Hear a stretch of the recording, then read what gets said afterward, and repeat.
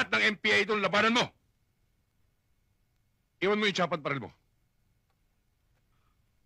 Sir, tsapa lang. Yung baril ko personal. Ako bumili nito. May nagpakana nito. Obvious sir, setup to eh.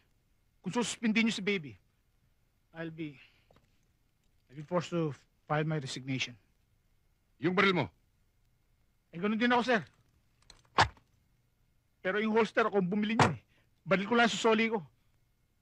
Major, hindi pa tapos ang laban.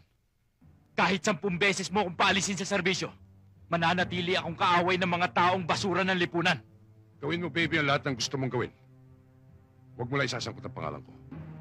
Pag nagkataon, lalagyan ko ng butas ang ulo mo. Magagawa mo yan, Major. Pero pag napatunayan kong sabit ka sa sindikato, ngayon pa lang magdasal ka na. Dahil hindi ka patatawarin ng bala ko.